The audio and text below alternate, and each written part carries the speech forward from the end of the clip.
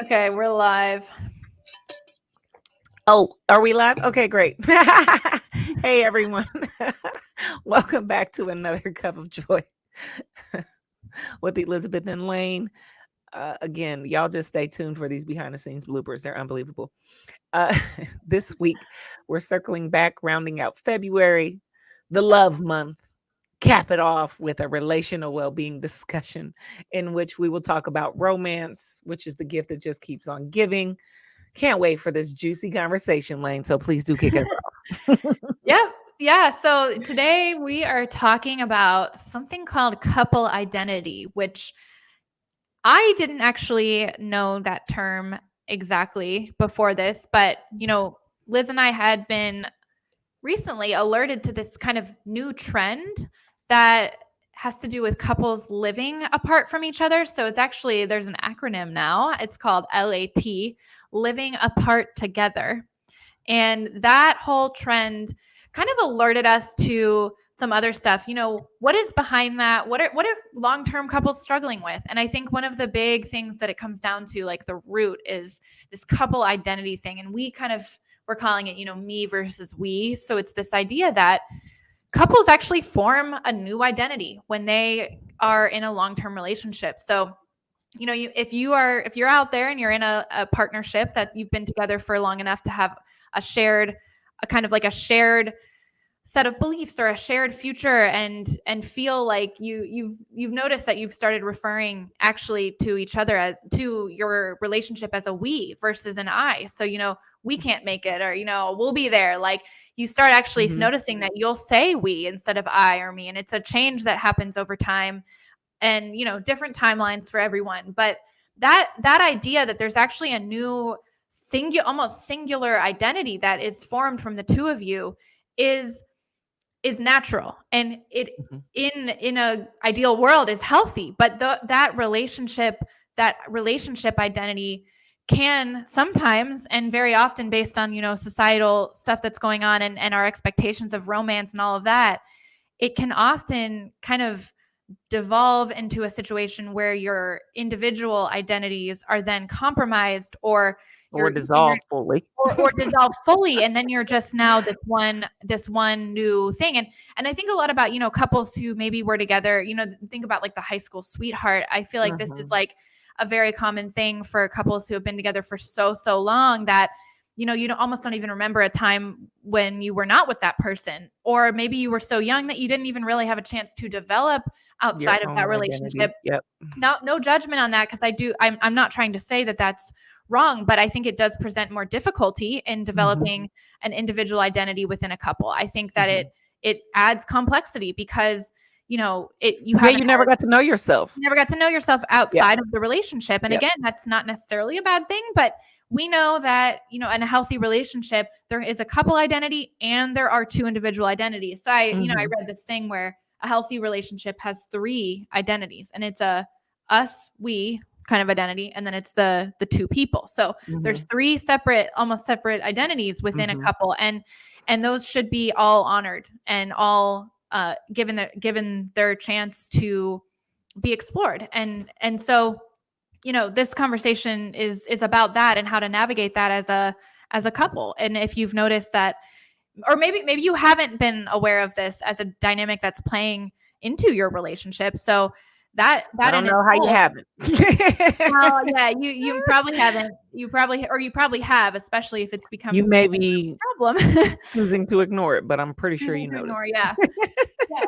Well, yeah. I mean, on that note, Liz, how do you feel like this has played out for you Woo, and the people that you child. know who are in long-term relationships? Listen, honey, this is so lit. We better get in here now because I don't want to keep these people for an hour because I have a lot. I have a lot of thoughts. I may not release them all today, but Yeah, this is a good one. as Lane said, I forget what we were talking about the other day, but I mentioned to her because I had actually heard of this trend. I don't know Yeah. how long ago it was, last year, maybe 2 years ago. This whole idea of people like living in like being together but living in separate households. And my understanding was like married people. And I was like I always clown Lane, like y'all millennials, boy, y'all the most innovative, disruptive, sometimes to your own demise people I've ever met. But we could really light that topic up all day, but this podcast is not about just debating stuff for the sake of debating it and for entertainment's sake, but we may just do it. We might have to start a whole different one just because that I have a lot of thoughts on it. But that being said, in a less controversial um scenario, what I know for sure, having coached and counseled a lot of people and being up in the behind the scenes business of a lot of people as a result, is that sadly, if I had to guess, I would say 80 to 90% of couples do not have a healthy three identity scenario popping off. And some examples, what do I mean? I mean, like, folks feel like they can't or shouldn't go do a thing or go to a thing if their partner doesn't come. Or folks feel like when they're out and they're together, they shouldn't say hi to someone from the opposite gender because they're in a relationship now. And so they should stop hugging, stop giving eye contact to anyone from the opposite sex, even if you knew them for a long time and even if they were your friend, because now we're in a relationship, right? And it really is saddening because when I think about relationships, I feel like there are so many people in what I would say are settling relationships, and I don't know that people I think that a lot of people think that that's just the way it has to be, right? So they don't aspire for anything else because I think this is so common that people think it's the way. It's just part Yeah. of the game and you just have to check down, take your medicine and move forward. And so at the essence of this, outside of the temptation to debate this whole what the heck are we doing if we're married and we live apart, aside for some very unique circumstances that would actually make sense to me, this just really presents, again, I think Mhm. one of the core sources for challenges and arguments and beef within relationships, or there isn't any beef because one or both are so far into suppressing their own needs and desires because they feel like that's the only way, or they feel their partner has made clear that that is the way, or we ain't doing this, to where they don't speak on it. It's just a silent suffering Yeah. that happens, and again, they think it's the right thing to do because now that I'm married to you, I essentially have chosen to give up any desires or opportunities to have my own thing, be my own person, you know, do my own thing when I want, or go somewhere without the assumption that we should be doing that together. So my first thought is just Yeah. all the behind the scenes realities that I'm privy to, that are very held very confidentially. Like I just Mhm. know like how this shows up. And again, it just is a norm, and it's sad because again, we can have healthy relationships, but I think, Lane, the why is it like that? There are a Mhm. couple of things. One, and we first of all, we all have insecurities. Okay, so it's like this is not like a knock on anyone. Everyone has Mhm. insecurities. You can't be alive as a human and not have insecurities. But there's levels to that, and I think that the levels of insecurities that both men and women deal with, because this is not just a woman thing, Mhm. because a lot of times when we talk about insecure, we kind of like automatically assume we're talking about a guy or a woman, right? Yeah. Because that's Right. just y'all stay wanting to give us that label, right? But um it because of like, I don't know what you gonna do without me and where you gonna be without me, then we just don't go doing it, be anything or talk to anyone without the other person knowing about it, because we want to make sure that ain't nothing popping off that could Yeah. possibly lead to you cheating on me. And so I think that's like probably the number one um cause or root behind either both people doing it, or one person in the relationship really driving this home and then the other just sort of yielding. What are your thoughts, Sure. Lane? Sure. Yeah, one thing that kept coming up for me is like this idea that some people actually are under the impression that kind of like becoming a new couple identity Merging is merging is actually the goal, or like is the the way. positive thing to happen when you get into a relationship. So I think that that does, and you know, we've had a whole conversation about like the generational differences here, and I think sometimes that, you know, the things that are expected of us in a more traditional sense from marriage and what marriage is, it's like, you know, the unification of two people, they become one. Yeah. And like, And there's a lot of yeah, biblical, Christian, and other yeah, the religious, spiritual implications that have taught, exactly. right? Yeah, that's Exactly. So the religious implications and the kind of like traditional values that have been yeah, passed down, and only very recently, I mean, we've talked about my grandma and her generation, her being like a trailblazer in the world of divorce. So it's like, this is not, we're not that far away from when divorce wasn't even an option really yeah, for people. So, you know, I think when we talk about that and the idea of even not of even, you know, the opposite of like living together when you're not married, even that was like taboo not that long ago. So, you know, there's this idea that you're the whole goal of life is to find your soulmate and and then merge become, with them and they lose yourself in lose them. yourself in them, and they complete you, and they, you know, they'll make you a whole person because Mm, it's like your better half. And like, so I think a lot of people, that's their goal. And that's where I think we see this idea of like, there's a honeymoon phase where it feels really good because you're like, mhm, you know, developing this new we identity, and it feels like this is what I've always wanted, you know, mhm. this other person who adds so much to my life and completes me and all of that. And then it's like, I have perceived in at least the people that I know who might struggle with this, and even within my own relationship, because this has been for sure a topic of conversation and sometimes tension. And it's when you've kind of gotten past that quote honeymoon phase or whatever you want to call it of a new relationship, when you're, you know, you do live together, you've made some kind of commitment, and you know, you're in it for real, and this is like, this is the person you want to be with, and you can acknowledge that. But there's a point at which there does come there does come more of a need to differentiate, because you've spent so much time coming together as one, that it's kind of like, okay, well now, like, maybe I do want to get back to doing this or that I used to do before we even got together, or that, you know, now that we live together, I see you all the time and I do want some time like, there's some different negotiations that happen when you've made that kind of commitment. And I think I think it's like, we don't like, we're not very like preventative with this. Like, we don't No, really like from no, the we done beginning. already dove in and merged and Yeah, submerged our DNA and our exactly. It's in our almost sock drawer and everything.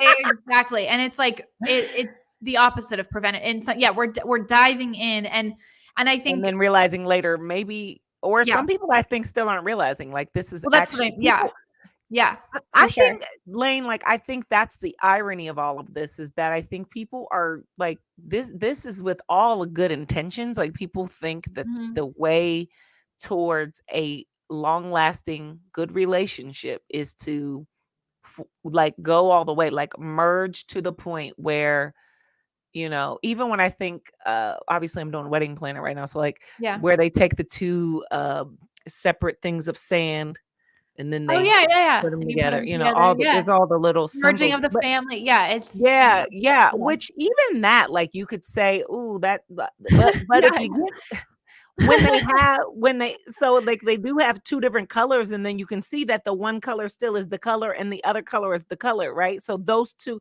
the pink still exists and the blue still Yeah, exists, or so the in some ways red. it's maybe a good metaphor. Maybe it's Yeah, like and the so, goal. like, Yeah. but it's still I think people aren't paying attention to the fact that those No, are no, still no. still separate identities in there, The but they're nuance is not. in the Yeah, same, like, vase now. right. But again, the irony here is that I think with good intentions and thinking that this is what's needed to make a relationship work, folks are forging ahead, and there's never a thought for a pause because we think we're doing the thing that Mhm. makes healthy relationships. You get rid of any threats, to the Yeah. relationship. You get rid of any temptations to cheat. You Yeah. signal to them that you You are really make for real sacrifice. about this by and then so what happens, and I'm thinking about a coaching client now, and many I've had in the past, especially men, well, no, men and women. Like, so now all your social relationships in many cases are either completely dissolved or they're like stretched to where it's like we text here and there. I see you once a year, the Yeah. kind of thing. Yeah. Family relationships, people that you used to spend a lot. So like it's like goes so far because again, people are thinking this is the way. This is like I'm Yeah. thinking this is the way, right? So it's like, but Yeah. the truth Yeah. of the matter is in the and I was saying that the irony of this is that healthy relationships, which you already said, right, require three identities. And so the ability to maintain some boundaries. Why? So it's not we're not saying you should keep yourself separate. This is where the third identity. So you're developing in addition to the identity you already had, you're developing this new one. Now, as I'm saying this, I would also argue that one of the challenges, to your point, Elaine, not just people who either had children earlier or got in a relationship early, a lot of us really haven't developed our true identity. I don't care how old you are. Like, because it would require that you spend time with yourself Yeah. and get to know yourself to know the question, the answer to the question that a lot of people don't know. Who are you? Not your role, not Yeah. mom, not dad, not CEO, not whatever, right? Like, who are you? Like the human.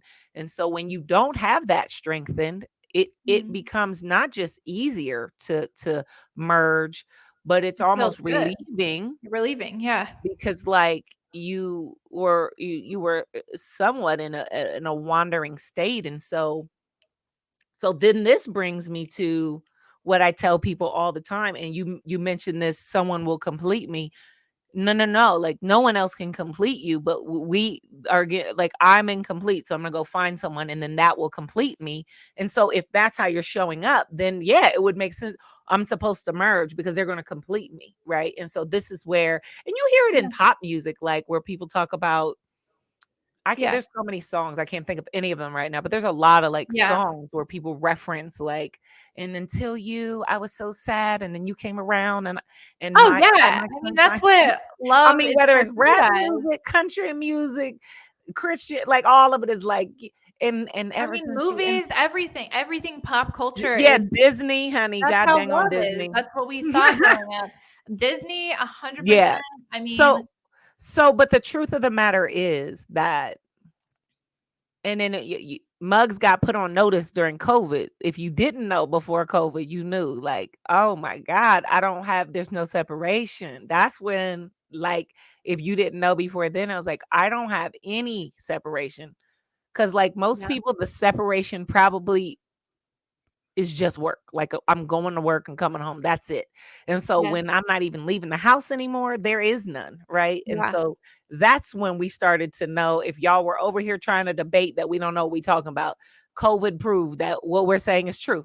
Right. Everybody Right. needs some space. And so distance makes the heart grow fonder. I would say is a more accurate theory that you might want to subscribe to than you need your partner should complete you, right? Sure. Because But then let me ask you, how does that differ from the people who have taken that to the extreme and because of COVID circumstances realized that they wanted to actually live separately? How is that well, I see. I think in a lot of different? these scenarios, which we debated, I'm trying not to get lit in here. I think that sometimes folks are like trying to fix a thing and they may be partially fixing it, but the actual solution, and we just talked about this in I was gonna say your coaching session last week, in the last cup of joy, which Yeah. kind of felt like a lane coaching session, which was Yeah. helpful to all based on you all's feedback. Um, that the solution that they think the problem they've identified and or the solution they've identified is slightly off. And so, yes, you were right. You do need space, but I'm not sure that that actually requires or is helpful for you to Right. then now live separately if you're trying to continue to be with this person in a super serious way, because there are other implications, which you will soon find out, of of making that kind of move. So like it was like, yeah, we're kind of going in the right direction with this solution, but we're kind of Yeah. a little bit off, right? Because you're right, you do need space. But when we start going into that, then I start to get concerned about, well, what is this then? What is it that you're doing with this person? Because if we're going to that extreme, then I wonder, if you need that much space, is it that you, one of y'all or both of y'all, are struggling to have boundaries to be able, or face, I hate the word conflict, but have those healthy Healthy conflict. Yeah. debates about, or stand up for self and say, I understand this is a priority for, but this is for me, is like, this is just not negotiable. Because one of the things we saw in the research on that is, on this whole living separate thing, was women like doing it because the men were like dumping all the childcare on them, because now we've gotten rid of childcare and mom is working and the childcare provider 24/7. And so to me, if you need to live separate in order to get that addressed, that would indicate to me that you've got some communication. Your goal For shouldn't be to live sure. separate. Your goal should be to work on effective communication and respect within the relationship.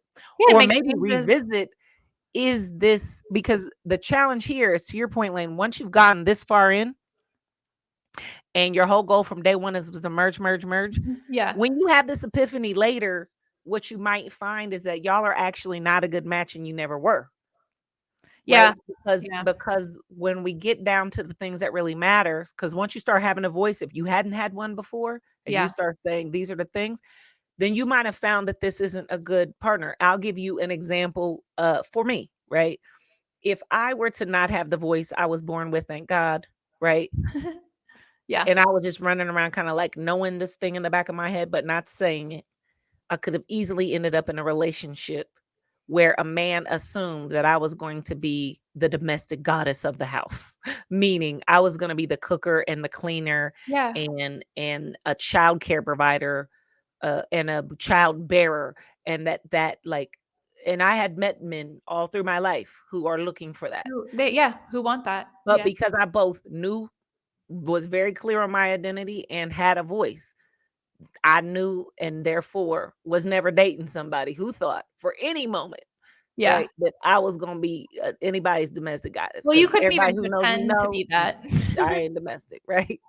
Yeah. Yeah. So, but my point there, we're laughing, but in real life, if I either wasn't clear enough or hadn't like given myself time to know that, and or was was was unable to have the voice to say out loud, because I've taken plenty of heat for being a woman, and questioned many times for being a woman who never wanted kids and still don't have them. And I ain't about to debate that with y'all. It's y'all. The more I talk to you people with kids, the more I'm like, and yes, I made the right decision. Thanks. Right. If I didn't have the courage, and then I did what a lot of people do, which is just suppress what they know to be who they are, because it doesn't line up with the majority of society. So then you, what I say, you sacrifice, you go ahead and get married, you go ahead and have kids. The whole time you mad Mhm. at him, but part of the reason this is all not working is because this was never really good for you anyway. Yeah. Then it's gonna be hard later than like to start having a voice. If you start having a voice, we Mhm. might come back to the part, well, this probably wasn't a good match, but he probably should have known. He probably should have known that 10, 15 years ago, before the Yeah. marriage, before the kids, before the merging of the lives and the bank accounts, because this Exactly. really Mhm. wasn't you. So I think, to me, that's the essence of, how do we get in this point where we're in relationships, where this me versus we thing is a struggle. And again, I think because so many people come with the insecurity, worried about getting cheated on, so then everybody is just like literally stuck in feeling boxed in, and they think that that's like kind of normal, because most of the people that they've dated, that's kind of like just been how it goes. So Yeah. it really goes back to some core things that have to be Address. relearned and Yeah. addressed before we could then, because again, you could be in a relationship for years Mhm. and you might like them and love them, but if you were to revisit it with some new knowledge and some boldness and courage about who you are and some clarity about your actual identity, it might be like that cordial separation. you know what I mean? To say like, Yeah. now that I'm like realizing this, we're actually not good for each other. And I do know some people that I can't, like, people have been known personally or through my Mhm. work who have gotten to that cordial reality. Like, it's not even about beef. It's just we've come to Yeah. realize that we're friends. Like, I love and Yeah. respect you, Yeah. but like, now that I'm really starting to know who I am and who you are, I can't have the me Mhm. and you have the you and us have the we. Whatever about that just ain't Yeah. quite working, Right. you Yeah, know? you know, in the statistics and everything, like some of the research we did before this, I had seen one come up that said, and this is to me, it was something I already knew or seemed common sense, but just to state it again was like the idea that marriages are by far more likely to succeed, as in there's no divorce, when the couple lives together before they get married. And that was something that, growing up for me, that was in the kind of upbringing I had. It was That's taboo expected. AF. It was Unacceptable. expected that Oh, it was you expected to live together? it was expected that my family. It Oh, was that's right. I forgot. expected that you live together before marriage. My family would have been very concerned if I were like, I'm engaged and I was not living with that person. That was just not the way What I a was brought gift. up. It was What a such a gift. gift. My partner, it was not like that, and is not like that. It What was a curse. the complete opposite, complete opposite, and it was religious, but and Mhm, it's not always religious, but it tends to be, mhm, and the idea that you do not live together before marriage, and we have a good relationship with his family, and they mhm. understand, but They talking about you behind your back line. I'm sure they do sometimes. I'm sure they do sometimes. And he's the youngest, so there were older siblings who kind of worked out some of the, some of the That kinks took the before heat. we took the heat. But I do know, for me it's just that's a common sense thing because it's how I grew up, but I know that's not the case for a lot of people. And there's, that's somewhat of a long-standing belief that when you get married, it's like that's when you merge together. That's the time when you actually make that commitment and start building together. But I think what we're talking about as far as like this concept you brought up of people realizing later on that they really just were not necessarily like a good match, I think that can be avoided when there are some levels of merging before this like societal legal merging, as like Mhm, where it's harder to get out of it as well. So I think that just made me kind of think about that, mhm, and just all of the kind of societal pressures that work to make us think that we are doing the right thing, or also setting ourselves up for success when really we're doing quite the opposite when we make some of these decisions. And I think you know to your initial point about the identity and personal identity and that side of it, something that I thought of was just about how when you are, well, it's a long, first of all, a lifelong journey to get closer to your own identity. That's something that absolutely. you are forever Yeah, working because it's towards. evolving.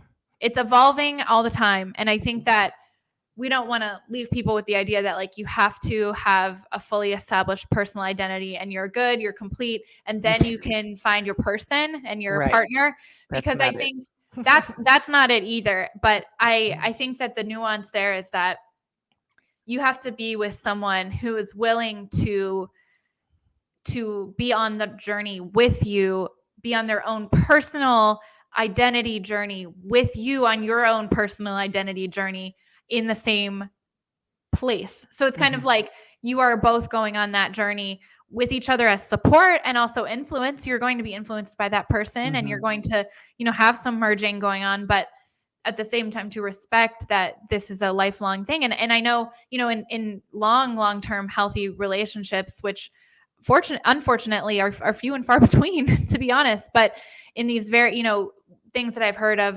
relationship advice from someone who's, been happily married for a very long time, it's often that you are continuing to re-fall in love with almost a new person because people are changing, and you're accepting of the fact that this person is growing and developing outside of our relationship and being their own person, and that I'm going to love them for who they are in any given moment versus Mhm. love them for who they are when we first fell in love and expect Mhm. them to never change or to Mm. change within my As if you confines haven't changed. as if you haven't changed. So, but we don't always approach love that way.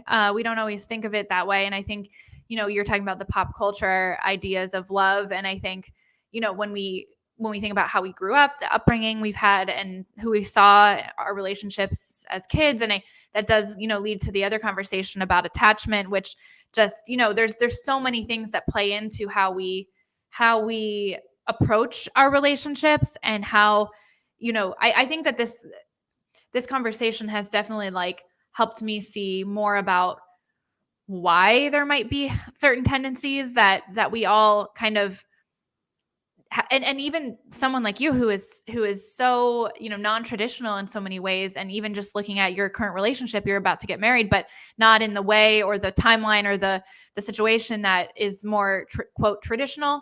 Yeah. And I think, for you, even for you, like this conversation, there are some still like societal things and things about your upbringing that you might not even realize are playing in or weighing on you. Mhm. And I think that it's freeing to acknowledge those things and to realize that you don't have to do things the way that it was always done, and that a healthy relationship Great often point, does Lane. not look the way that Absolutely.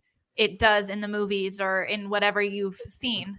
Never, And never. really anything that you've seen. Hey, listen, Lane, I'm so glad you brought that up because it reminds me I was on this kick for a long time. It's been a while, but during my journey of really finding myself, and how did I find myself?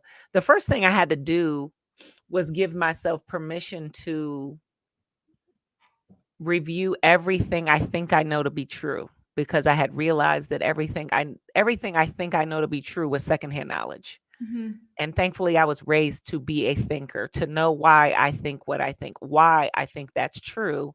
So that kind of like gave me a foundation, so that when I came into that season of life, I Mhm. was sort of almost like pre prepared for that. And so the highest I would say the last phase of the essence of my development of who I am today and the confidence I have today, and the my recipe for success, meaning my recipe for enjoying life in real life, Mhm. was that I really went back and questioned everything I think I know and developed my own truths about Yeah. everything.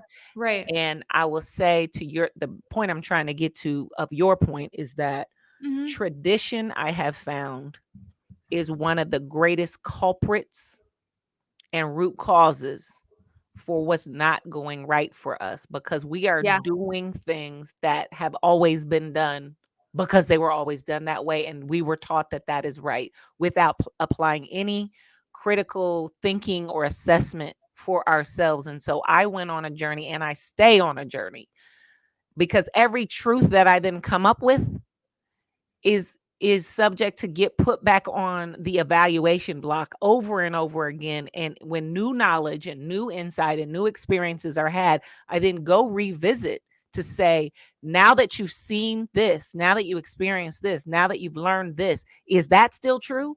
Yeah. And I am willing, ready, willing, and able to be like, as of today, oh, gotta tweak that or throw that joint straight in the trash. So for me, the tradition that comes with religion, the tradition that's handed down, just like family wise, even marriage, like I'm looking at this marriage, like when I went through the whole wedding thing, which I really was trying not to do, but Dwayne obviously earned his earned That's so hilarious.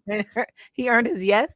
Then I like, okay, what I know for sure, if I am gonna get married, I'm not just gonna do the thing because everybody did it. First of all, I'm looking at like, I'm trying to understand why it makes sense that like people are spending Yeah. more money than they even have. I don't care how much money I have for what, like help me with the logic, because I can put that in an investment and Mhm. make some money on that money. So flowers, okay, like they cute.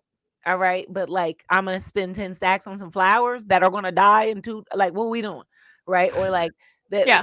You have to walk down alone and be given what? Like, because why? Because everybody got given it. Like, you can't walk in together. You can't be seen together. Like, why? Like, why? This is me. I want Yeah. to know. And if it makes sense, if I can make sense of that tradition and it like resonates for me, then by all means, let us proceed. However, in my lifetime of evaluating all these long standings, this is how we do it, and no one really even knows why. It's just that we always did it that way. I have found that nearly all of them, there's at least no sense to be made, or or it's a significant amount of that that's like, and that actually either maybe it made Mhm. sense back when it was originally originated, but it don't make Mhm. sense in today's world, or not in my world. Maybe for you, but not for me. And P.S.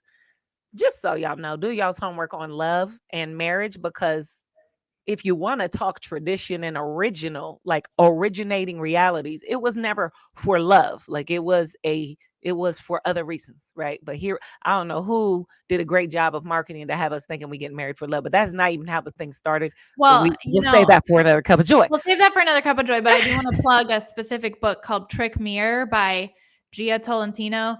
That book was the most eye-opening thing for me. It related to this. It actually it's a long essay.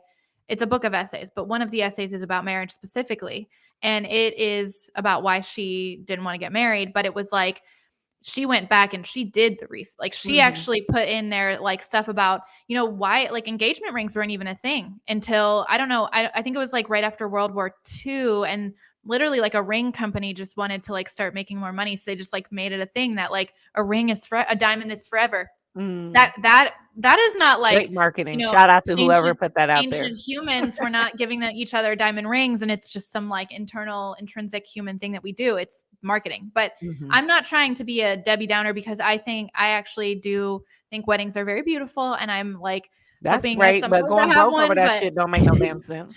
I And agree can't with nobody that. argue with me on that. I don't care. It doesn't make No, I sense. agree. I agree. I So you completely broke, agree. but you had a beautiful 30-minute shindig. All right. Y'all go ahead. But For here's the sure. point. We're not trying to get any of you, because we can like this is a little bit fun.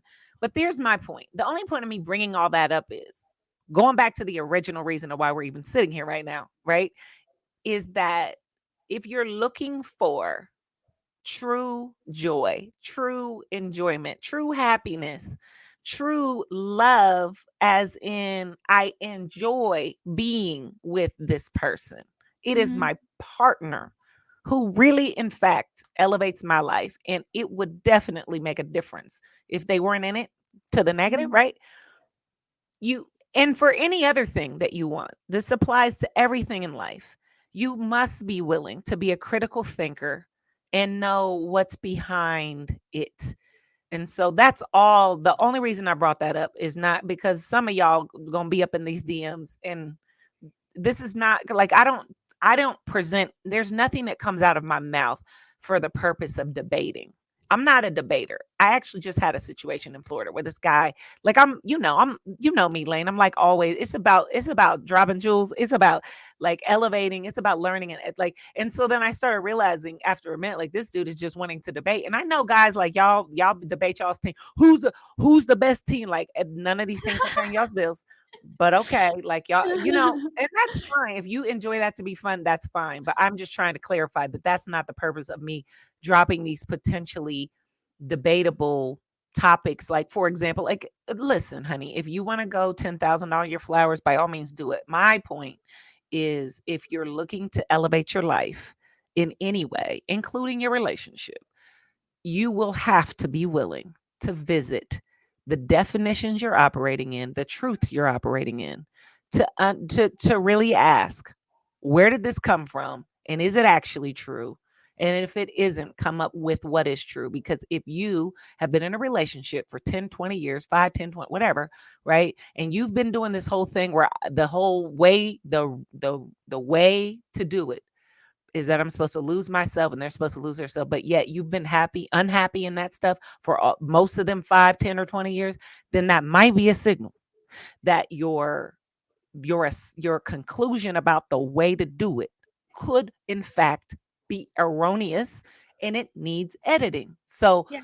because I feel like a lot of what we presented today is going to make people uncomfortable and just be Yeah, like you're right. so I just am challenging you because like we can just get really pure down to facts. Like if you are unhappy, generally speaking, and you don't have to tell anyone in public, because I know it's a lot of people that are not like publicly, but that deep down in your soul, like you really love them, but like man, this shit's hard all the time. That is not, y'all don't got to live that way. Like And intuitively, you know. you need a Yeah. healthy relationship, but I promise you that they do exist, and Mhm. that is not what it has to be. And so I just hope that as we wrap up this cup of joy, right, that you all consider if that's you, because it's a bunch of people living in every relationship requires sacrifice. But if the whole damn thing for the Yeah. most part is sacrificial, then there's something missing. And it may be that that's not the right person, or it just may be that there are some tweaks that need to be Or made. yeah, that you need to do some hard, because I think something we also pinpointed was that some of these solutions that people have come up with to deal with some of these difficulties, that might not be like a you have to break up, but it might Yeah. not be that you have to solve it, you have to move out of Yeah. each other's homes and Yeah. stay together. So there's, I mean, we can go on and on. We could probably have a whole episode Come about through, come the be a hard, member. We drop the these rules and the difficulty, actual answers up in there. right, the difficulty of a real, long-term relationship. And if that's something that you've just ignored and just thought that a real long-term relationship should be easy, or that your soulmate love should be an easy thing, like that's 101 not not true. And relationships are difficult, but to your point, that should not be the state that you're living in 24/7. and Absolutely. and there are Everybody in a you'll know, relationship, there's more than that. internally. Yes, exactly. And I just, one last thing I wanted to add was that, we kind of started this conversation off thinking like this is probably more relevant for just long-term, people who are in the state of a Mhm. long-term couple and kind of like wondering how to navigate some of these dynamics. But I feel like after us having this conversation, it's super relevant for people who are not, Yeah. and maybe, are wanting that. And, Learn sooner. learn, prevent, like we were just saying, people do Divorce is not expensive. approach this preventatively. But you think about, a lot of times people have to go through a tough thing or through like a relationship that doesn't work out. And I still do think that that is very very important for personal growth. I know very few people who have ended up with their first relationship as their final form or whatever. But I do think that, this type of thing is super relevant no matter where you're at right now in your relationship status. Absolutely. So as we wrap up, we wish you love and light. We Mhm. wish you a relationship that does not look like Groundhog Day. And Yes. we'll see you on the next cup of joy.